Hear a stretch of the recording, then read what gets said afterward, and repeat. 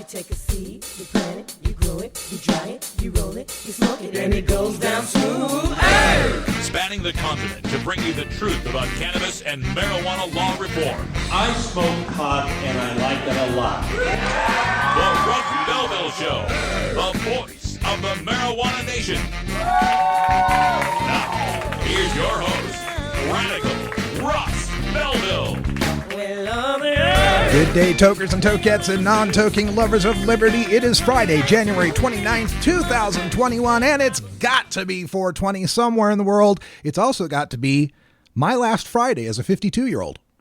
Who knew? Yes, birthday coming up this weekend. Please send money. Send lots of money. Because if I had lots of money, folks, marijuana would be legal already nationwide.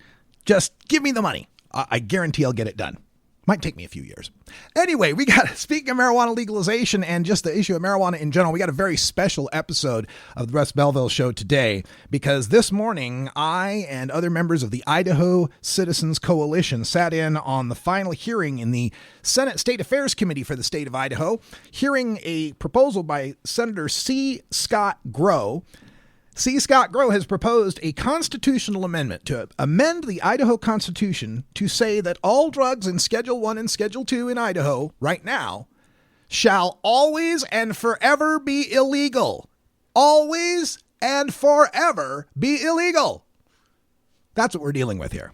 So the hearing was today, and we didn't get to testify, but Senator Grow spoke about his amendment, and other senators on the committee spoke about it as well. So coming up after the Cannabis Headline Newsweek, I've got for you the audio, the testimony that was heard in the committee today. And it's really tough when you're sitting there. You know, we're all sitting there. We got patients sitting there.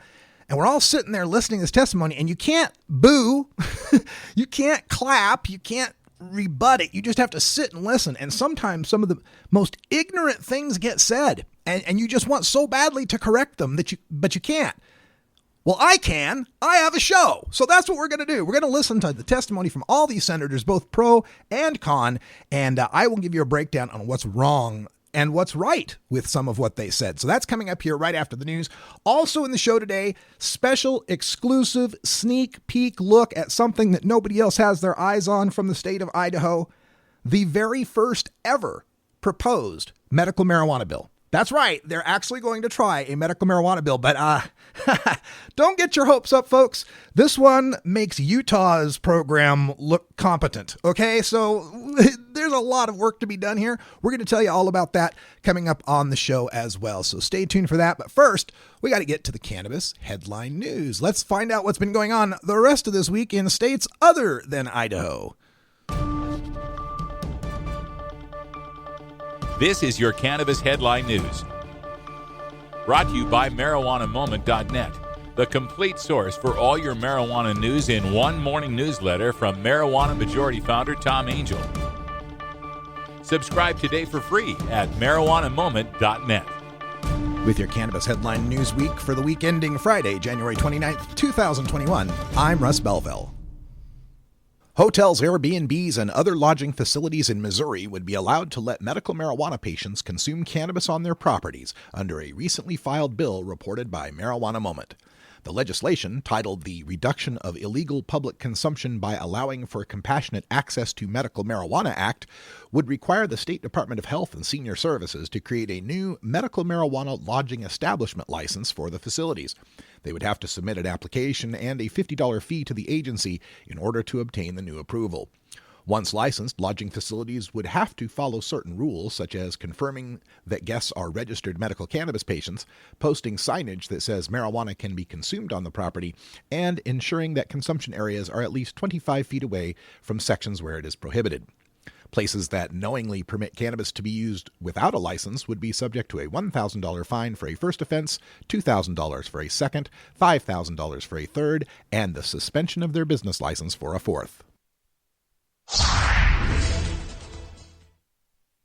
With the advent of 2021, Utah medical marijuana patients lost the legal ability to cross state lines and buy their medicine in Colorado or Nevada, as many of them have been doing for months. State lawmakers put this sunset date on out-of-state purchases in anticipation that, by this point, Utah's medical cannabis program would be robust enough to serve its own patient population. But nearly a year since legal cannabis sales began in Utah, the Salt Lake Tribune reports that only half of the state's 14 approved medical pharmacies have opened, and the retailers that are up and running have often struggled to keep their shelves full. On top of that, half the state's cultivators harvested next to nothing through much of the 2020 season, and resulting product shortages drove up the cost for patients.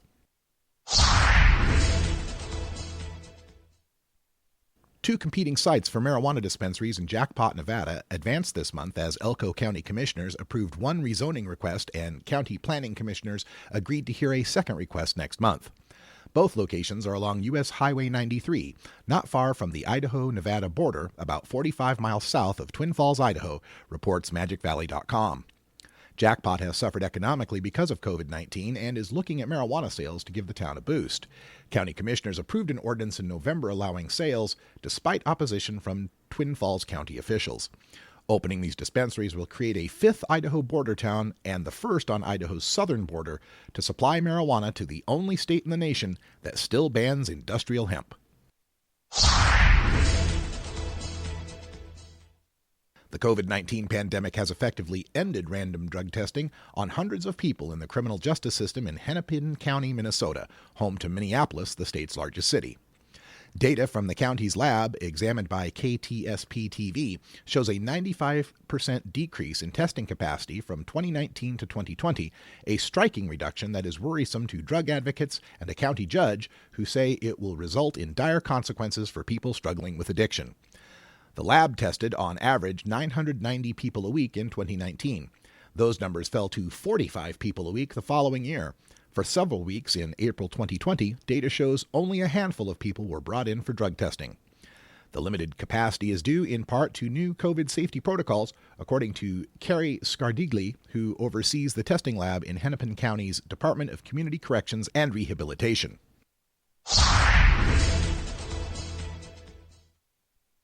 Giggling bread and joyfully dancing salad are not the usual meals served in Thailand, but one eatery is hoping its foods made with parts of the cannabis plant can interest foreign visitors.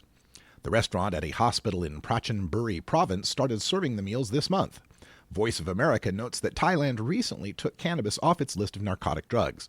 The government then permitted some businesses to grow the plant. The hospital is known as being the first in Thailand to study marijuana and its ability to ease pain and extreme tiredness. The restaurant's offerings include happy pork soup and deep-fried bread topped with pork and a marijuana leaf.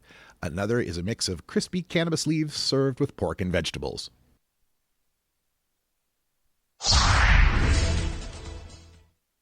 Governor Michelle Lujan Grisham said in a TV interview that she's optimistic about marijuana legalization, adding that projections show New Mexico gaining thousands of jobs and raising hundreds of millions of dollars in tax revenue. I'm still really optimistic about cannabis, which is 12,000 jobs. And, by the fifth year in operation, the projections are we would make $600 million a year. It is a large economic boost. Meanwhile, Senate Majority Leader Peter Wirth said last week that he's having ongoing conversations with multiple legislators who plan to sponsor legalization bills, and he's conveyed to them that whatever piece of legislation advances must address those fundamental underlying issues of social justice. According to Marijuana Moment, a bill to legalize cannabis for adult use passed one Senate committee last year, only to be rejected in another before the end of the 30-day session. Earlier in 2019, the House approved a legalization bill that included provisions to put marijuana sales mostly in state-run stores, but it later died in the Senate. Delaware could see tens of millions of dollars in tax revenue every year if it moves to legalize marijuana, a top statewide elected official said in a new report released on Monday. The analysis from State Auditor Kathy McGinnis found that Delaware could generate upwards of $43 million annually in revenue from taxing and regulating cannabis. The legal market could also create more than 1,000 new jobs over 5 years if the policy is enacted, according to the report. To come up with these estimates, the state auditor's office looked at publicly available data and concluded that a regulated marijuana industry would grow to be a $215 million enterprise. And assuming that marijuana is taxed at 20%, that would translate into $43 million in tax revenue.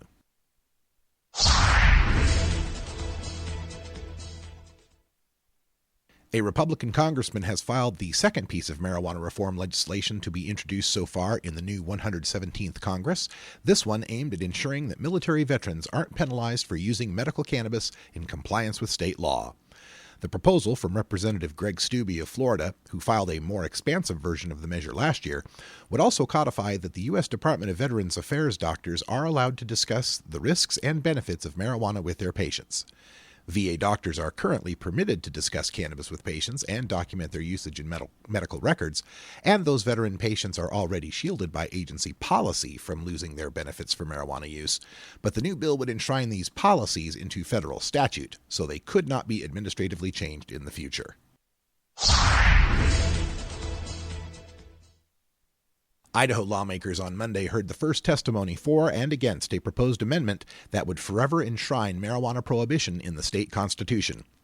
C. Scott Grow, a state senator and high-level leader in the Mormon Church, said his amendment would make it so all drugs currently in Idaho's Schedule I or Schedule II, like marijuana, would forever remain illegal unless approved by Idaho lawmakers and the Federal Food and Drug Administration.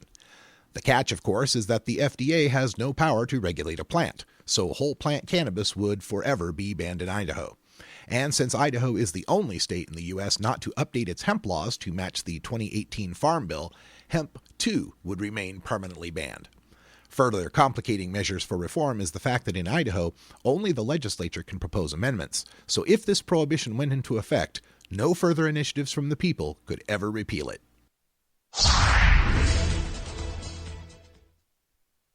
When the UK was part of the European Union, it enjoyed the free movement of goods with other EU member states. This helped foster a growing CBD market in Britain, despite domestic legislation that bans hemp growers from using the plant's flowering tops. Under the latest Brexit trade deal, though, shipping, customs, tariffs, and novel food regulations are a lot more complicated, not just for UK CBD makers, but also suppliers in the United States and mainland Europe and anyone hoping to sell to UK customers. The outlook for CBD is less cheery in the post-Brexit reality, as UK businesses and their international partners have to navigate new customs declaration forms, shipping delays, and 3 novel food authorization schemes. As President Joe Biden takes the reins of the federal government, the transition is impacting pending rules and policies from the former Trump administration, including those concerning hemp and CBD. The Food and Drug Administration last week withdrew draft guidance on CBD enforcement that had been submitted for review to the White House under Trump last year. There are a few details about what the proposal included, but it was expected to give the industry a better understanding of the federal perspective when it comes to marketing cannabis products. That guidance is now being placed on hold, however. The decision to withdraw it came shortly after Biden was inaugurated, and his chief of staff sent out a government-wide memo calling on federal agencies to pull pending rules, as Hemp Industry Daily first reported. What this means for CBD businesses is that they're left with limited guidance as for what's acceptable and what might warrant enforcement action as they produce and sell hemp-derived products that were made legal under the 2018 Farm Bill.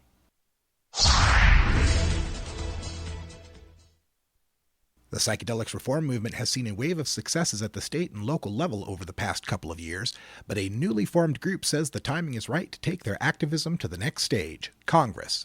The Plant Medicine Coalition, founded by the head of the Washington, D.C. campaign that got psychedelics decriminalization passed locally in November's election, is a national organization that hopes to build upon what's already been accomplished and bring the issue to Capitol Hill, in part by pushing lawmakers to approve federal funding for research into the therapeutic potentials of substances like psilocybin mushrooms and ayahuasca. They will also work to ensure the effective implementation of D.C.'s city-level policy change while supporting other local activists as they push to change laws governing natural or synthetic psychedelics.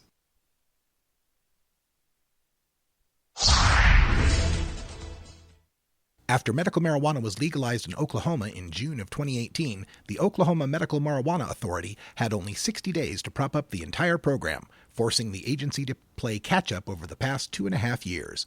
But 2021 brings changes to the state's medical marijuana program, including a new seed-to-sale system and quality assurance lab, and the upcoming legislative session could mean even more.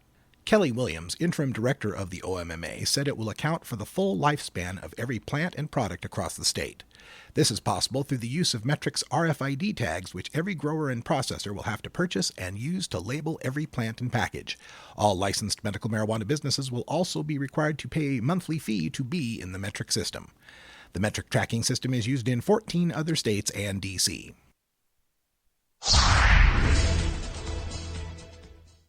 New Jersey voters approved a referendum to legalize marijuana in November, and the state attorney general is instructing prosecutors to suspend low-level cannabis cases.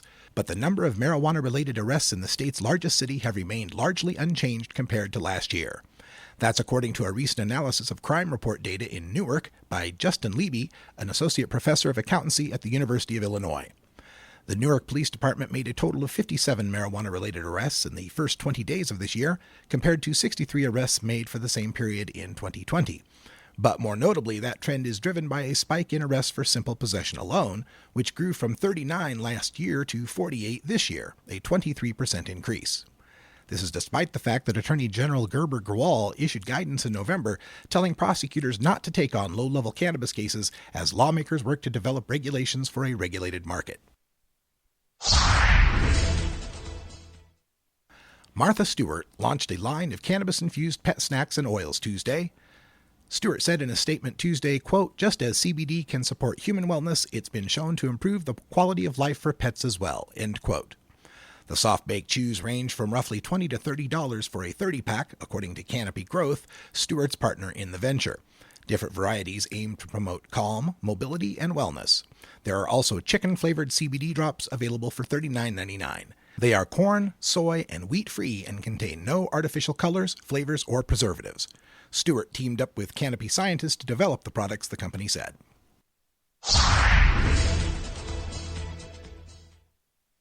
Newly installed Senate Majority Leader Chuck Schumer reiterated on Monday in an interview with MSNBC's Rachel Maddow that marijuana reform will be a legislative priority for his chamber as the session ramps up. Schumer said that when it comes to marijuana reform, the issue intersects with both racial and economic justice. Same with racial justice. A young man is arrested with a small amount of marijuana in his pocket. He has a criminal record the rest of his life, can't become a productive citizen. This one won't hire him, that one won't hire him. Change that. The comments came in response to Maddow's prompt to list his top legislative priorities for the new year. He first listed climate change, then included cannabis in a riff about economic and racial inequality, and concluded by discussing democracy and election reform. New Mexico Governor Michelle Lujan Grisham on Tuesday reiterated her commitment to legalizing marijuana in the state in 2021. During a State of the State address, the governor again discussed cannabis reform as a means to generate needed tax revenue amid the coronavirus pandemic and create jobs. I have no interest in another year of thousands of New Mexicans eager to get to work and make their future in this industry being told no, just because that's easier than doing the hard work to get to yes. When we emerge from this pandemic, we can have the same old economy with the same old boom and bust future, or we can roar back to life, breaking new ground and fearlessly investing in ourselves, in the limitless potential of New Mexicans. I know which future I prefer, and we can begin building it this year.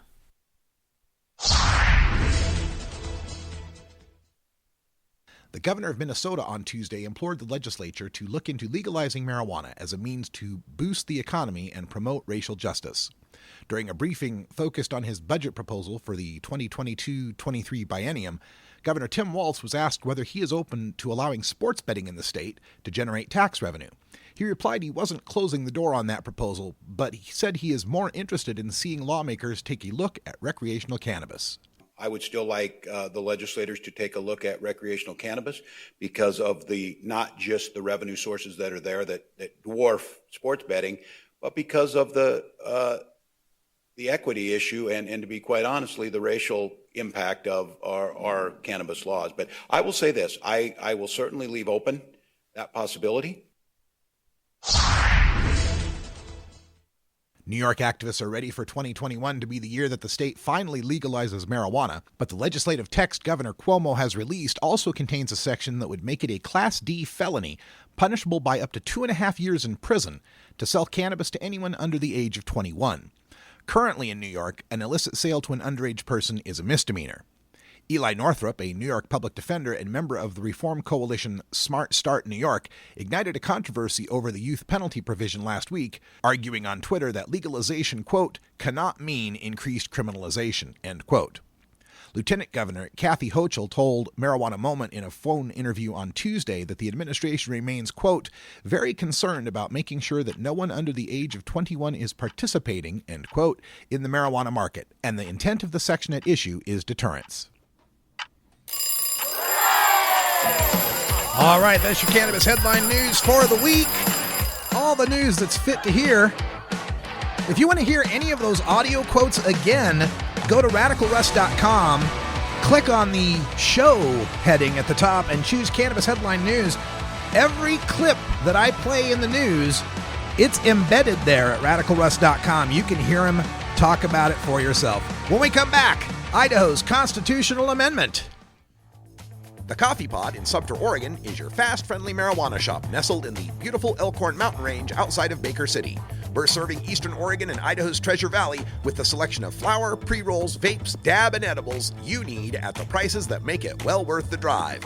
Don't venture to some well-watched parking lot in some border town dispensary just to take a number and wait in a long line for your cannabis products. Make the drive to the Coffee Pot in Sumter and deal one-on-one with your bud tender with no waiting. See, feel, and smell the products you're after and make your purchase knowing your tax dollars are helping a small tourist community that needs it. Plus, every dollar you spend is a point toward our Bong Bucks program that earns you coupons on glass and accessories. The Coffee Pot also honors our military, seniors, teachers, and first responders with a 10% discount. And as always, OMMP patients pay no 20% tax.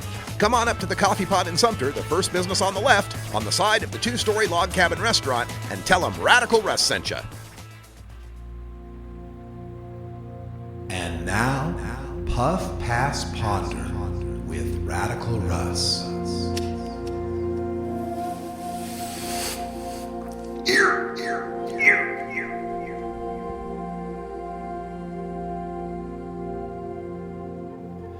A black man in Montana is 10 times more likely to be arrested for weed, and he's getting pretty sick of it.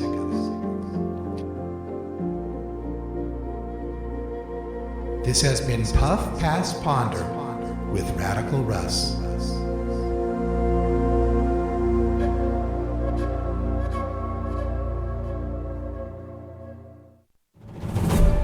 Radical Russ here, reminding you that marijuana legalization doesn't just happen. Smart, dedicated activists have put their freedom and future on the line to make it happen.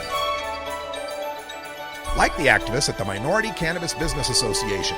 Since legalization at the state level began in 2012, the MCBA has been working to ensure that the implementation of legalization is inclusive of minorities and reparative of the damages done to communities of color by the war on drugs. Get involved by visiting minoritycannabis.org. And keep it here on Radical Russ Radio for conversations with leaders from this organization, the best marijuana music, and the latest news about cannabis.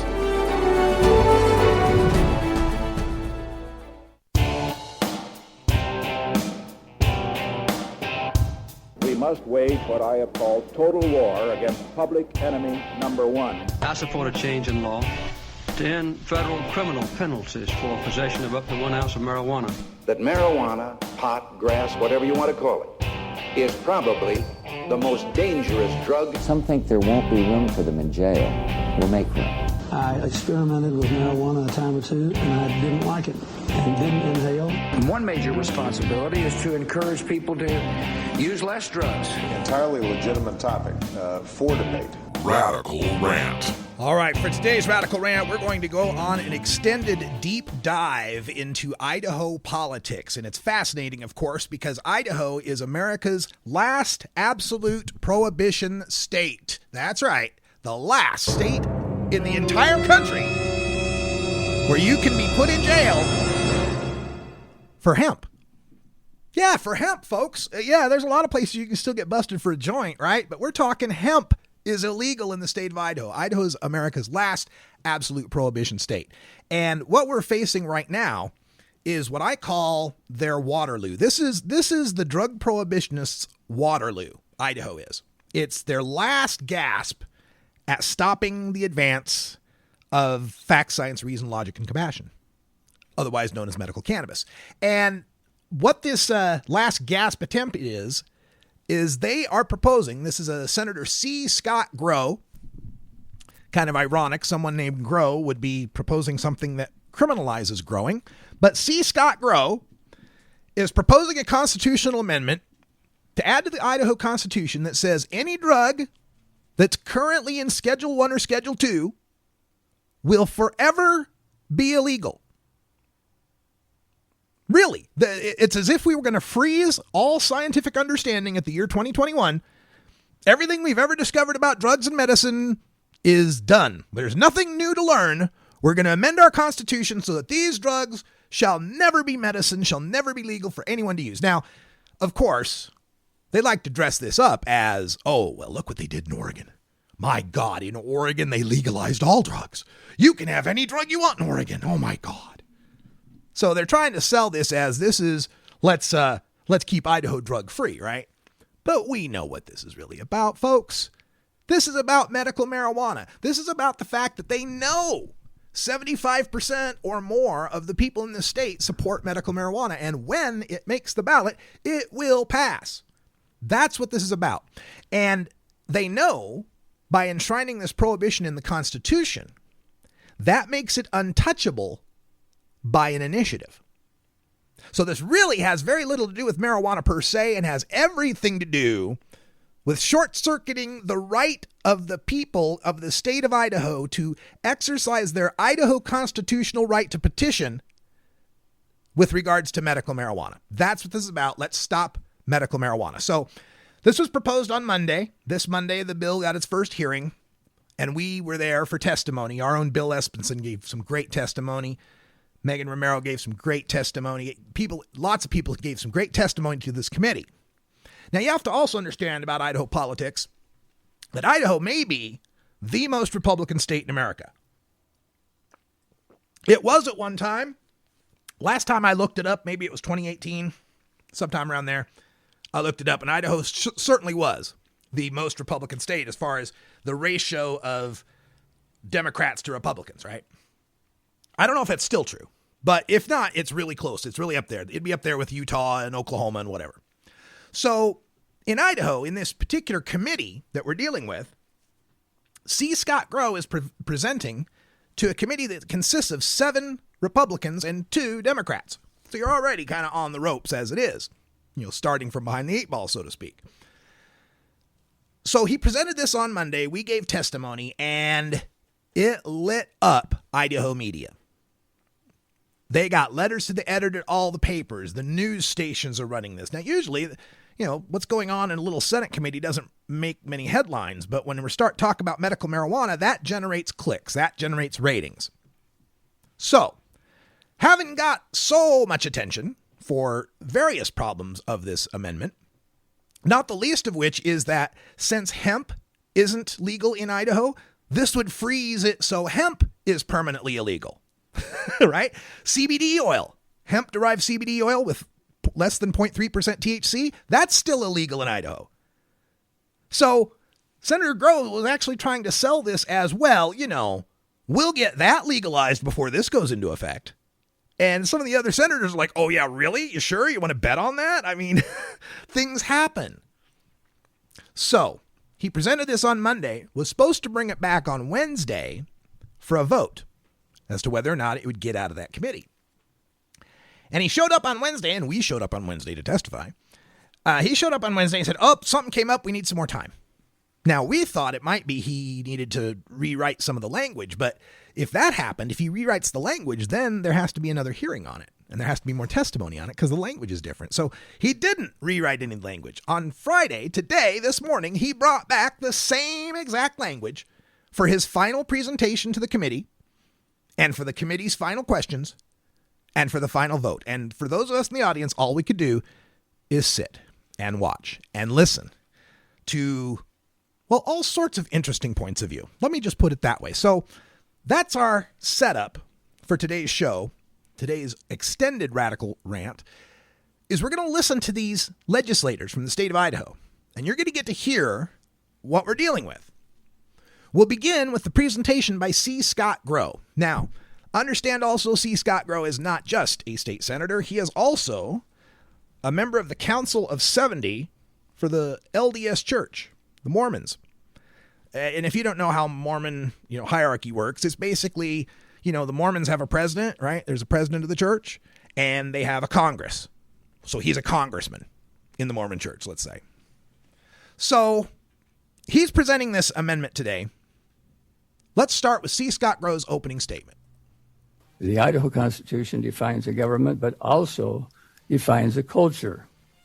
One of the reasons our Idaho Constitution is longer than the U.S. Constitution.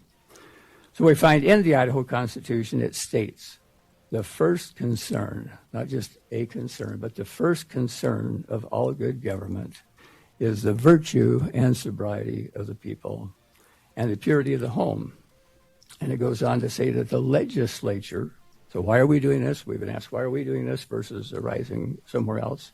The legislature should promote temperance and morality. And this is the established culture of Idaho. It has served us well for a long time. Temperance and morality. And of course, you know me, I had to look that up. And he's right. It's like Section 24 of Article 3 of the Idaho Constitution, 24, 25, something like that, of the Idaho Constitution. The part that sets up the legislature specifically directs them to set policy as to promote temperance. And if you don't know, the word temperance comes from the late 1800s all the way up until alcohol prohibition. The temperance movement was the prohibition of alcohol. So I actually had to give C. Scott Grow a point on this one for, knowing his state constitution, because it does actually instruct them to promote laws for the sobriety of the people. Amazing, huh? Now, surprisingly, that constitutional codicil doesn't seem to affect alcohol. You're perfectly fine to not be sober in that respect, apparently. We are threatened by powerful and well-funded forces from outside the state who would redefine our culture. They themselves use words like stoned, wasted, baked, fried, blasted, stupid, and wrecked to describe their effect on our citizens. Drunk, blotto, shit-faced, tanked, hammered. Shall I go on? Again, we doesn't seem to have a problem with the alcohol drinking, which I know in the Mormon church is a big problem too, right? In fact, the Mormon church has more of a problem with alcohol than it does medical cannabis, since it actually does approve medical cannabis in certain respects. But anyway, C. Scott Grow, this talking point about the well-funded opposition, let's think about this for a second, right? He's trying to say that Idaho has this certain culture. Idahoans like the way Idaho is. We have this certain culture. We don't want to change our culture. But out-of-state interests with lots of money might come in and force us to change our culture at the point of a gun. Well, no. Out-of-state interests might put something on the ballot, and then the people could decide if that's good or not. Look, if I had $1 billion, let's say I got Elon Musk money in my pocket, and I came to the state of Idaho, and I wanted to put an initiative on the ballot that legalizes bestiality. Under the Idaho laws, it will be legal to have sex with animals, and I'm going to fund it. I'm going to put $1 billion into it. Do you think it's going to pass? No, it's not going to pass. So what you're really telling us here about your culture is that you want to keep the culture the way you want it, not the way the majority wants it. Because if medical marijuana made the ballot from some well-financed influences, it's still the people of Idaho that got to vote on it. We can't buy their votes. We can't put a gun to their head and force them to say yes. They know that 75% of Idahoans support this. That's what this is all about. Trying to stop people from doing what the majority want the culture to be. So, of course, you can't paint this picture without, explaining how terrible drugs are. They're just terrible. This results in increased societal problems such as addiction and homelessness. So the well-funded opposition changes the drug laws against the people's will, and then suddenly you have more addiction and homelessness. Well, the facts belie those statements, given that when we find more access to cannabis in states, there is less opiate addiction. Exactly the opposite of what you're promoting.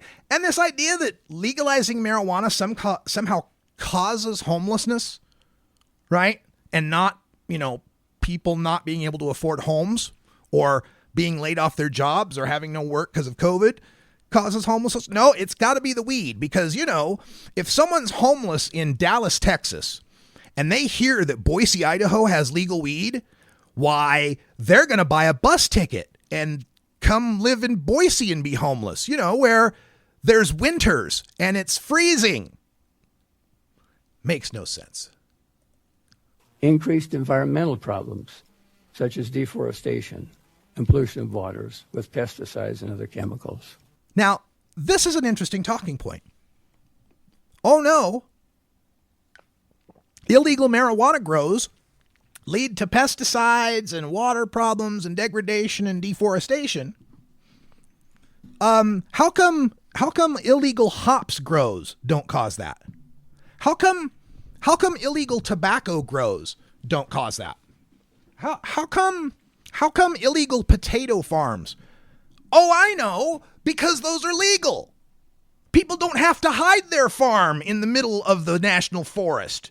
And people can follow laws and openly sell and buy their goods and not have to skimp and use pesticides and all sorts of terrible things. Now, this is not to say that legalization is the panacea that ends illegal grows. It doesn't, but it certainly cuts down on them. Increased problems for our children with infant poisoning, school dropouts, depression, babies born with drug addiction. All right, let's start with the poisonings. What he's referring to is kids getting into the cannabis gummies. Now, this was a really terribly scary story in 2014. Since then, though, Senator Groh, if you take a look at the poison control statistics in states like Oregon, since an initial spike when there's the very beginning rollout of legalization, since then, these calls have gone down. Because these states that were the first states to try this figured out, let's do, child-proof containers. Let's do some educational campaigns to let parents know. And also consider the initial spike that you got was a lot of people who, before it was legal, were taking their kid to the poison control center for, I don't know, maybe it was food poisoning and not marijuana, which I certainly would never have because that's illegal. Oops. First of all, that's not the one. Sorry. Back to C. Scott Groh. Back to C. Scott Groh. Increased deaths and injury from highway and industrial accidents, suicides, and overdoses. And again, what does this have to do with medical marijuana? Nothing. And all these stats that he brings up, right? Keep in mind, we're talking about a state where all these things are already illegal. So they're already illegal, and all these bad things are happening. So by golly, if we make it extra illegal, that'll stop it? Insane. This is just insanity, this worry about... and as far as the traffic fatalities, by the way, the state of Idaho has had a higher rate of traffic fatalities since 1994. Has had a higher rate of traffic fatalities than the state of Oregon and the state of Washington on a 100 per 100 million miles driven basis, with the exception of 1 year. Since 1994. So we're talking, two decades, more decades, where Idaho has been a more dangerous place to drive than either of the two states that have had medical and then subsequently recreational marijuana. Increased family problems, such as spouse and child abuse. Well, and again, all these problems he's dredging up are effects of, meth and alcohol and, other drugs. People that are marijuana smokers are not abusing their kids. In fact, the marijuana smoking might keep some of them from abusing their kids. and the required removal of children from incapable or incapacitated parents. Where what is defined by Child Protective Services as incapable or incapacitated is, we found pot in your home.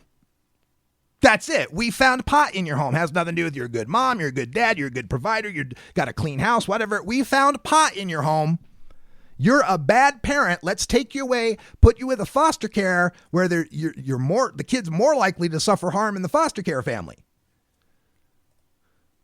Increased criminal activity, as addicts use desperate means to satisfy their needs. Oh, yeah. Boy, when I can't get my joint, if I have to go a day without a joint, man, I'm going to have to break into someone's car. I'm going to have to rob someone, man, if I can't get a joint. Give me a break. Again, notice how they know marijuana is popular. They know people support marijuana. So to have to fight marijuana, they can't talk about marijuana. They have to talk about drugs. They have to talk about all these terrible things that happen from drugs. It says something that you can't scare people with marijuana. You got to bring in some other boogeyman to scare people. And crime. By definition, the legalization of a substance eliminates the crime involved with that substance. Like, I got a whole tray of joints here that are no longer a crime. That crime is gone. And as organized crime moves into the more permissive environment. So this is the theory that, when you legalize marijuana, then in comes the cartels to take advantage of the fact that marijuana is legalized. Because, there's nothing cartels like better than seed-to-sale tracking systems and mandatory data entry and RFID coded products and state searchable databases. Yeah, cartels are all about that.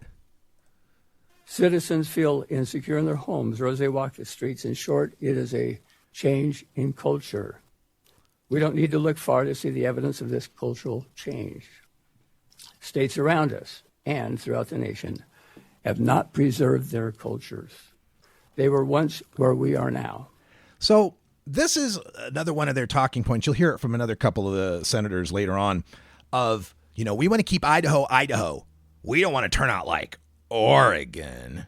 Oh, not like Oregon. Or sometimes it's California, but, we don't want to turn out like Oregon. And what's funny about that is so forget Oregon. How about we do medical marijuana like, Arkansas or Oklahoma or West Virginia, just to pick 3 red states off the top of my head that have a culture that might be somewhat similar to Idaho's. This idea that the only choice is drug-free Idaho or decriminalized Oregon is a false dichotomy. Many of their citizens desperately wish to return to their former cultures. Many of them are moving to Idaho because of the culture we maintain here. And for every one of them, there is someone who has left the state of Idaho because they have a medical need. In fact, one of those people who left the state of Idaho for their medical need was the sister-in-law of C. Scott Grow. That's right. The sister-in-law of C. Scott Grow lived in Idaho, but she has multiple sclerosis. So 5 years ago, she had to leave Idaho. She had to move out to Ontario, Oregon, where she could use medical cannabis. And when she got her first dose of medical cannabis, she said it was the first time ever she had felt her pain go away. It was the most effective medicine she had ever tried. But if C. Scott Grow is successful in getting this constitutional amendment added to the Idaho Constitution, his sister-in-law, his wife's own sister, will be permanently banned from returning to the culture of Idaho that she'd like to return to. We can learn from them that the culture we have enjoyed in Idaho is not free. It will not continue unless it is effectively protected. Protected from what? From the majority? From 75% of the people voting on it? From 65,000 or more signing a petition to change the laws? Again, you're afraid of what the majority wants. You have a view of what Idaho is. Some regressive view that imagines that prohibition makes marijuana, the icky marijuana, go away, when 75% of your constituents disagree with you on this? The constitutions of other states, which define a culture, much like ours, were not sufficient to protect and preserve their cultures. They are now very different states without having changed a word of their constitutions. Oh, yeah. Remember, because I remember Oregon, like I visited Oregon in the early 90s before they had a medical marijuana program in Oregon. And one thing I remember about Oregon is how everybody was all in suits and ties and short hair and all clean cut, very conservative. They loved Ronald Reagan and they hated Bill Clinton, And they hated weed. Oh, they hated weed. Nobody would ever smoke weed in the 90s in Oregon. But then, oh my God, they passed medical marijuana in 1998. And now look what happened. Now look at what happened in Oregon. My God, there's, people that are living in cities and farming and doing what people do. Oregon has not changed because of its marijuana laws. Washington State has not changed because of its marijuana laws. All that changes when you change your marijuana laws is people you used to be putting in cages don't get put in cages anymore. It doesn't stop them from smoking. It doesn't make them smoke. It doesn't change much at all. Idahoans still have a choice. This may be our last chance to choose between the culture we have enjoyed in the past and the culture now evident in the states around us. And it's funny he mentions that the Constitution wasn't enough to protect the states, other states, because Colorado's medical and recreational marijuana were constitutional amendments. They amended their constitutions to provide these things. So their constitutions were plenty strong enough. They just changed them to allow for these things. This last chance to preserve the culture, give the people a choice to vote on it. You already have this culture. Idaho's already drug-free. All these drugs are already illegal. If a medical marijuana initiative comes on the ballot and Idaho doesn't want that culture, they can vote against it. If a legalized cocaine comes on the ballot and Idaho doesn't want that culture, they can vote against it. They don't have to choose it. Just insane. This proposed amendment does not change anything in current statute. It preserves and protects what we now have in the statutes of this state. Yes, it locks them in. It freezes them. And more importantly, let's get to the real point, Scott. It makes it more difficult for outside influences of the recreational drug industry to change our culture. It will allow our voters to decide what will our culture be as we go forward. Yeah, and see, this is how this works. If we, the people, want to put something on the ballot to let the people decide what the drug policy should be, well, we, the people, have to go collect 65,000 signatures from the peoples. And then with all those signatures, we got to get them all verified. And this costs a lot of money, usually about $2 a signature. You got to get a lot of money pulled in to get all these signatures. But once you get that, and you got to get your lawyers to review the law, and you got to hire people for that. And then once you've got all those signatures, it gets put on the ballot, right? And then the people decide. But if you're them, you just get 23 senators to vote for it, 47 House representatives to vote for it, and it's on the ballot. They don't have to spend any money. They don't have to collect any signatures. This is the tyranny of 23 senators and 47 representatives against 3/4 of the population of the state of Idaho. It's asymmetrical warfare, and it's unfair. And it's absolutely about stopping initiatives. And every time he says well-funded out-of-state interests, what he's saying is kill the petitioning power of the people of the state of Idaho. But just on this issue. Just this issue, right? Because in 2019, they tried to just kill the whole petitioning power. And all the right-wing groups said, hey, we might want to pass something about guns someday. Don't do that. Don't take that power away. So this is their latest try. This is C. Scott Grow recognizing he can't take away the initiative power overall. So let's just take away the initiative power for this one issue. And how does it take the initiative power? Because as a constitutional amendment, the only thing that can get rid of it is a constitutional amendment. And in Idaho, only the legislature can propose constitutional amendments. So if he was really being sincere about let the people vote on it, this is about not should we be drug-free. This is should we give up our power to ever change the drug laws as they are now? Should we surrender that power that is listed in that same Idaho state constitution that C. Scott Grow is bragging about, that vests in the people the sole power of the government? But he's going to take that power away because he thinks, well, marijuana's icky.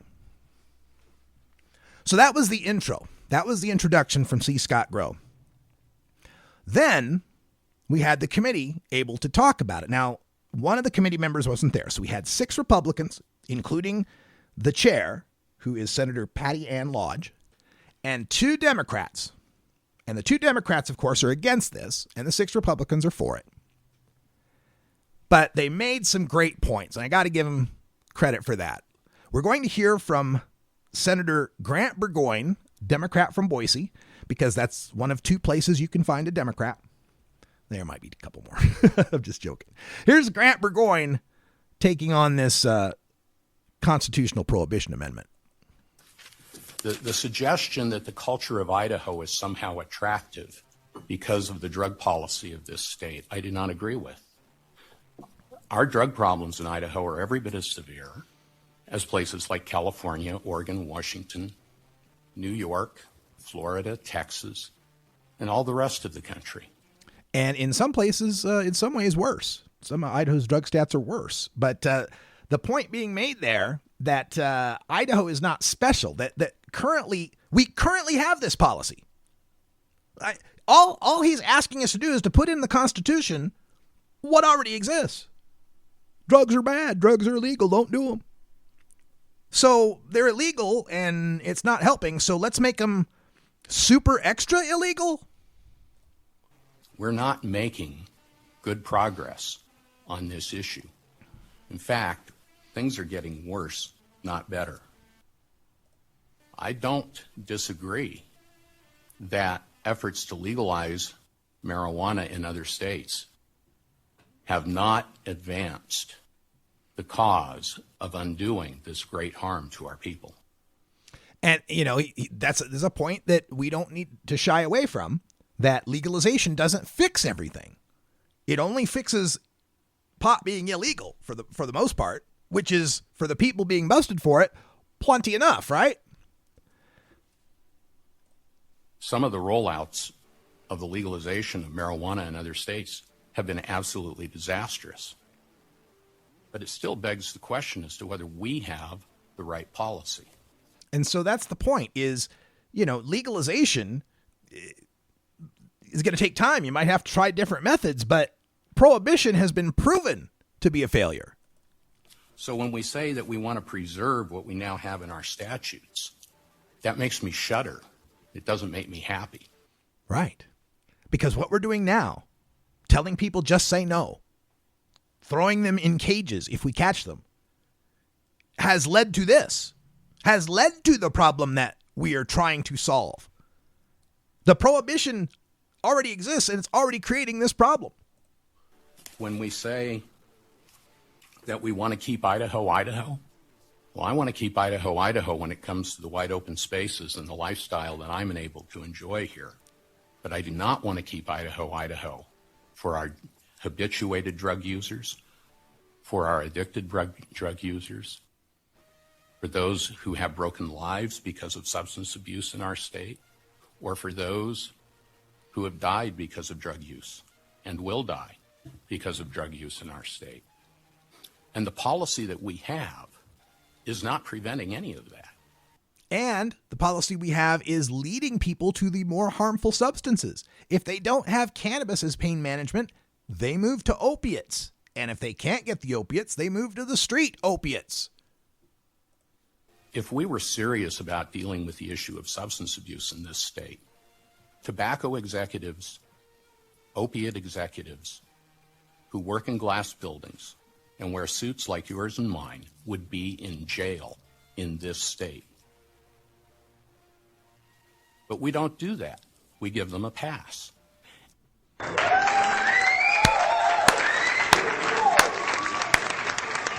And there we nail the hypocrisy right on the head. It has nothing to do with safety, has nothing to do with worrying about drug harms. It has to do with punishing a certain drug, of trying to stop a certain drug, marijuana.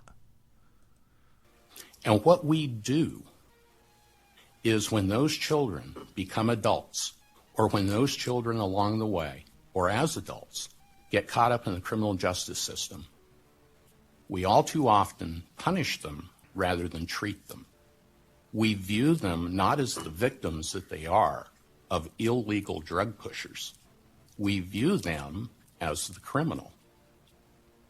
This is the policy we want to enshrine in our Constitution? I think not.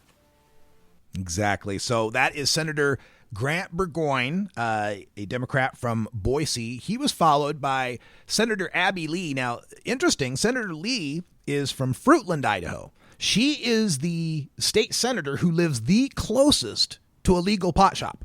It's literally across the river from where she lives. I looked it up on Google Maps. So this is Abby Lee with her thoughts on the constitutional prohibition of medical marijuana. I would share, though, that one of the things that gives me confidence in moving forward in this is that the people are going to have the opportunity to vote on this. Whatever we do in our legislature today will not be passing a constitutional amendment. We are passing something, a piece of policy that we are asking the people of Idaho, do you agree? And you will have an opportunity and you will have a voice to let us know this is the process. Yeah, and we are definitely going to let you know, Senator Lee. People get to vote on this. Oh, the people will vote on it. We're not putting it into the Constitution ourselves. It'll be on the ballot. And she's right. It has to get 2/3 support in the Senate. That's 23 senators, and Scott Groh's already got them. Himself and 22 co-sponsors. He's already got it. It'll already pass the Senate as things stand today. And then 2/3 of the House, 47 of the 70 representatives in the House. If both those bodies agree by 2/3 majority, it goes to the ballot. And on the ballot, like it'll be on the 2022 ballot, the people would decide by a bare majority whether or not it's added to the Constitution.